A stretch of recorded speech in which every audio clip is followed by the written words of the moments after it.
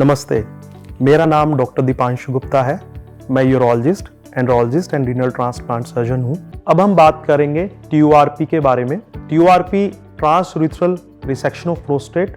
ये सर्जरी बढ़े हुए गदूद या प्रोस्टेट के लिए की जाती है। ये सर्जरी पेशाब के रास्ते से ही की जाती है। सर्जरी की शुरुआत में या तो ये सर्जरी स्पाइनल एनेस्थीसिया या कुछ पेशेंट्स में जनरल एनेस्थीसिया में भी की जा सकती है। इस सर्जरी के दौरान हम एंडोस्कोप या जिसको हम रिसेक्टोस्कोप भी बोलते हैं, उसको पेशाब के रास्ते से पेशाब के थैली के अंदर लेके जाते हैं।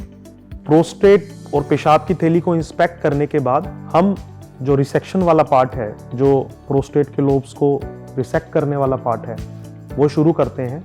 जो हमारा रिसेक्टोस्कोप रहता है उसमें एक बिल्कुल पतला तार के जैसा एक लूप रहता है जिसमें इलेक्ट्रिक करंट रन करता है। वो इलेक्ट्रिक करंट बेसिकली जो ग्लैंड है उसको रिमूव करने में उसको काटता है और साथ ही साथ अगर कोई ब्लीडिंग वेसल्स हैं उसमें, क्योंकि ग्लैंड को काटने के बाद जो ब्लीडिंग होगी उसको वो स्टॉप भी करता है, कोगुलेट भी करता है। तो रिसेक्टोस्कोप को हम जो हमारा एंडोस्कोप है उसको जब हम प्रोस्टेट की ग्लैंड्स के पास में लेकर हम अपने लूप को बाहर निकालते हैं इंस्ट्रूमेंट से, और फिर वापस जब हम खींचते हैं तो इलेक्ट्रो जो करंट आ रहा है उसकी वजह से जो प्रोस्टेट का जो ग्लैंड है वो पूरा वहां से कटता चला जाता है। तो जो रिमूव किया हुआ पोर्शन है वो पेशाब की थैली में गिर जाता है।